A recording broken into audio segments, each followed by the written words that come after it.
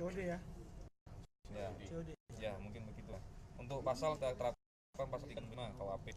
Untuk penanganan perkara nanti bersama dengan Kapolsek Tanjung Karangmur akan didalami lagi untuk kawan-kawan yang lain. Karena dari 11 TKP 4 diantaranya pengakuan pelaku di Antasari. Ya, di Kabar tapi juga ada yang di TKB, ada yang di Teluk Betung, ada yang di PS.